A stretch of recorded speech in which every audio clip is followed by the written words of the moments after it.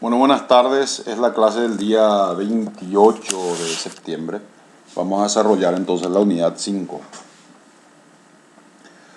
Eh, en la unidad 5 nos toca un pequeño repaso en lo que corresponde a lo que ya hemos dado anteriormente en Procesal Penal 1, teórico y práctico.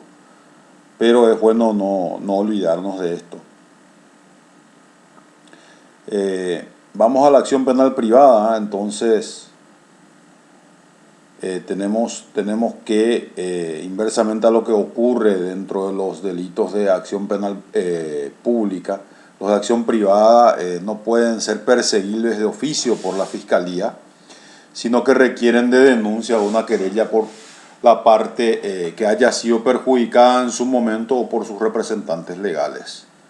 Esta modalidad obedece al deseo de eludir,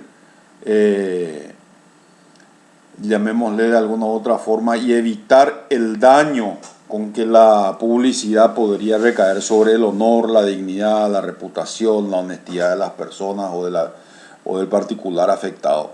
Especialmente cuando se trataba de unas cuestiones específicamente a las cuestiones de denigración de integridad, reputación y honor, o algunas cuestiones propias que trataban, por decir, en cuestiones de coacciones, violaciones o abusos propiamente dichos. Hoy día recuerden que está establecido en el Código Procesal la cuestión muy claramente de cuáles son los hechos punibles de acción penal privada. Están establecidos en el artículo 17 del Código Procesal.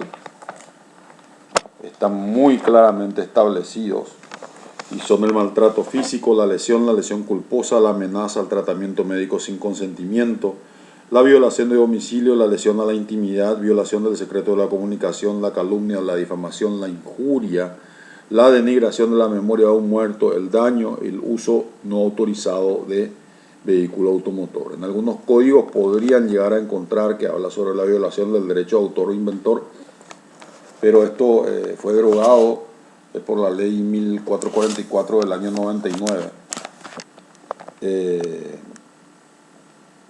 Y lo que se realizó es ponerlo en forma de acción pública. Entonces la Fiscalía toma intervención en forma inmediata. Eso siempre tienen que estar recordando.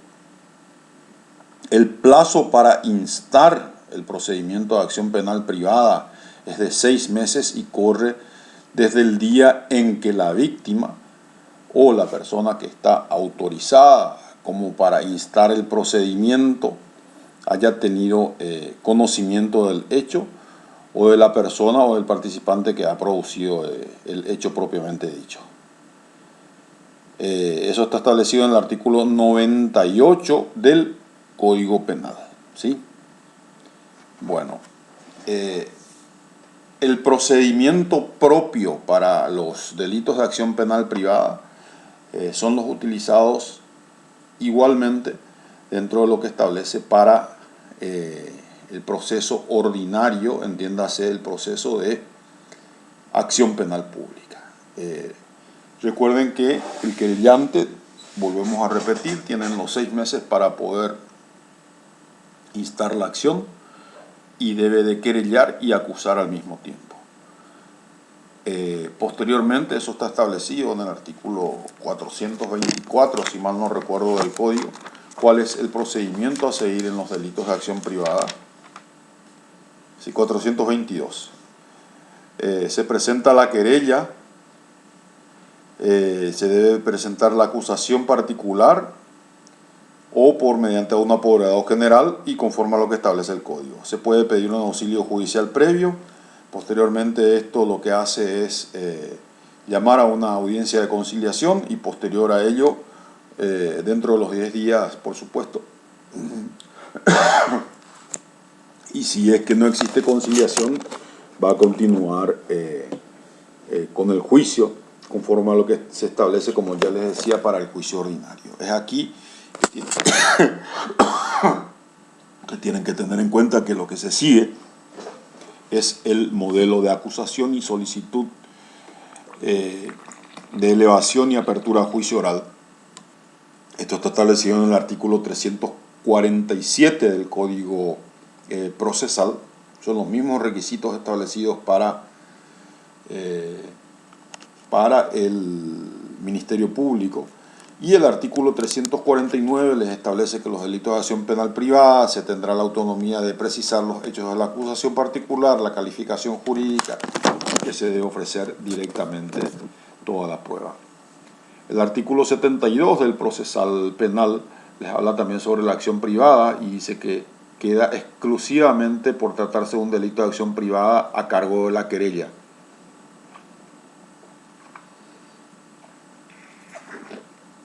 Como ya les había establecido, mencionado,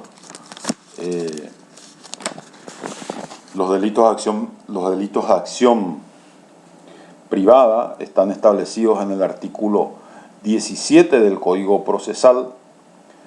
La querella adhesiva a la autónoma, de acuerdo a lo que establece el Código, seguimos con el Código Procesal, en el artículo 291, se va a presentar por escrito ante el juez penal y que debe contener clara, precisa y sencillamente todos los mismos requisitos establecidos para el Ministerio Público.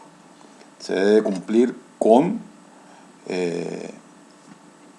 lo que establece el 347, como también proveer los datos personales del querellante, el documento que acredita la identidad, los datos del representado en su caso y de los del abogado patrocinante. El domicilio real y el domicilio procesal son los mismos requisitos establecidos en el Código Procesal Civil para la promoción de cualquier tipo de demanda. En el caso de personas jurídicas, la razón social, el domicilio y los datos personales de sus representantes legales. El relato circunstanciado del hecho, los antecedentes o consecuencias conocidas, si es posible, con la indicación de los autores, partícipes, perjudicados y testigos. En el detalle de los datos y de los elementos de la prueba y la prueba documental o la indicación del lugar donde se encuentran. El 292 les da las opciones del trámite y la decisión. Dice que el juez va a admitir o rechazar la querella y va a notificar la decisión al imputado y al Ministerio Público. Si falta alguno de los requisitos previstos en el artículo anterior, va a ordenar que se complete dentro del plazo de 3 días. Se podrán oponer a la admisión de la querella mediante las excepciones correspondientes y la resolución que rechaza la querella, por supuesto que es apelable. Sí o sí, la querella debe presentarse antes de que el Ministerio Público concluya la investigación, y si se presenta en la misma fecha prevista a los efectos de la presentación del acto conclusivo o acusación prevista para el Ministerio Público, se va a presentar al mismo momento. Hay una sanción en caso de abandono y también en el caso del desistimiento. Se puede desistir o abandonar la querella en cualquier momento. En este caso se toman a cargo las costas y queda a cargo de quien haya querellado y tomado la decisión de desistir o de abandonar la querella de acuerdo a la decisión general. Se considera que ha abandonado la querella cuando, dice, se citó a prestar declaración testimonial y no concurre sin justa causa, cuando no acuse o no asista a la audiencia preliminar sin justa causa, cuando no ofrezca prueba para fundamentar su acusación, cuando no concurra al juicio o se ausente de él sin autorización del tribunal, y el abandono será declarado de oficio a petición de cualquiera de las partes. La resolución también es apelable, por supuesto.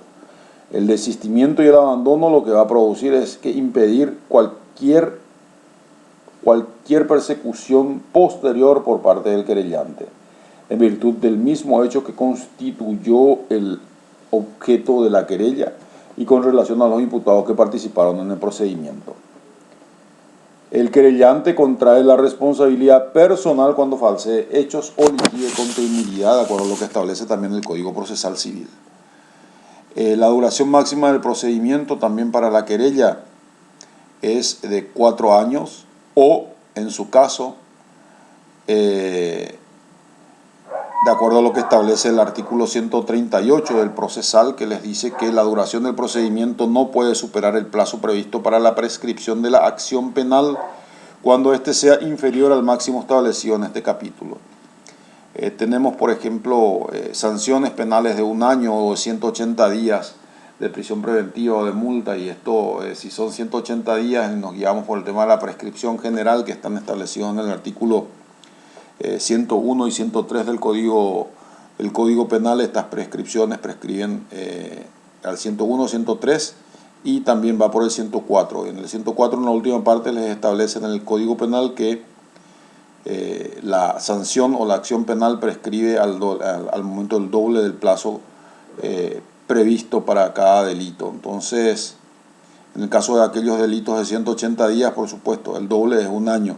Entonces, no puede durar el procedimiento más de 1 año, siempre y cuando estemos hablando de querella de acción penal privada. Es claro que cuando el Ministerio Público, si vamos a la cuestión como cuestión de repaso, si es que el Ministerio Público no llega a presentar en algún momento la acusación, lo que va a pasar es que se le va a dar un trámite a los efectos de que el superior jerárquico presente la acusación o el acto conclusivo que estime correspondiente. Dentro de la acción penal, también al momento de declararse la reprochabilidad y la punibilidad, lo que se hace es declarar la responsabilidad civil de la persona. Entonces, se lo condena civilmente a esta persona y se puede pedir la reparación o la indemnización de los daños y perjuicios causados por el hecho punible dentro del propio proceso penal. Una vez que haya quedado firme y ejecutoriada la sentencia y esta acción del procedimiento de reparación de daño prescribe, o sea, tienen que instar hasta dentro de los 2 años de haber quedado establecido, o mejor dicho, firme y ejecutoriada la sentencia. Esto está establecido en los artículos 27 y 30, propiamente dicho, del Código Penal, ¿sí? Bueno, del 27 en adelante. La acción civil para la reparación del daño puede ser delegado también al Ministerio de la Defensa Pública por las personas que no están en condiciones socioeconómicas para demandar. Entonces va a tomar un defensor público a cargo el procedimiento de reparación del daño y va a procederse a reparar. Esta presentación y la reparación la realiza el mismo tribunal que ya ha condenado a las personas sobre el hecho, ¿sí? El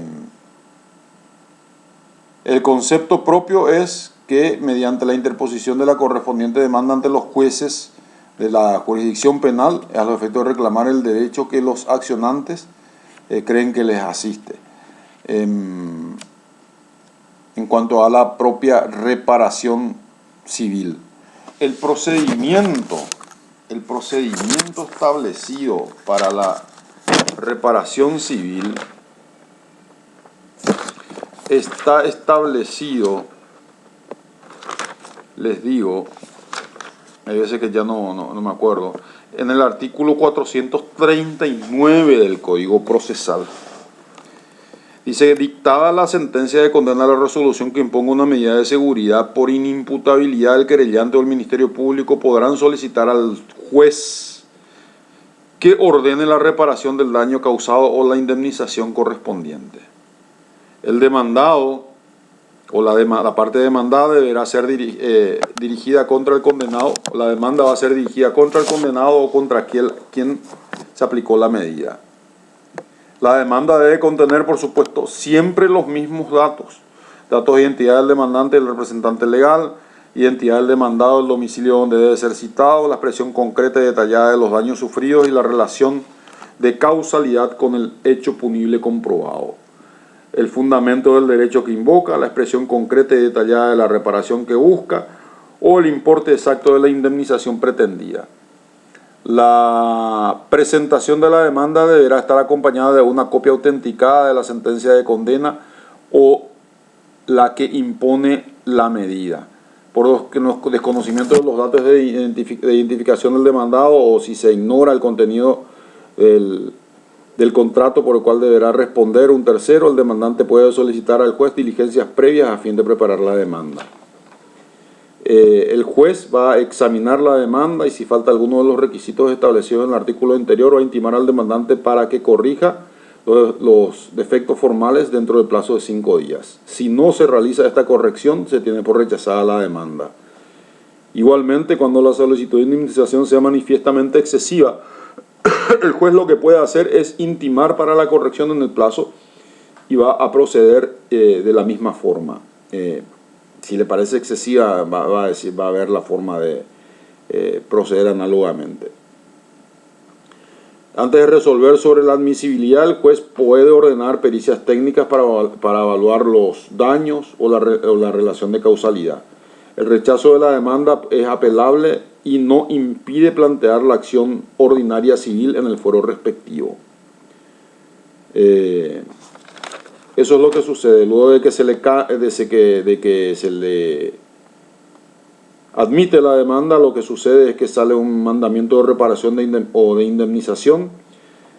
Admitida la demanda, el juez lo que va a hacer es liberar el mandamiento de reparación conforme a lo solicitado y debe contener la identidad y el domicilio del demandado, la identidad y el domicilio procesal del demandante y en su caso de su representante, la orden de reparar los daños con su descripción concreta y detallada y el importe exacto de la indemnización debida.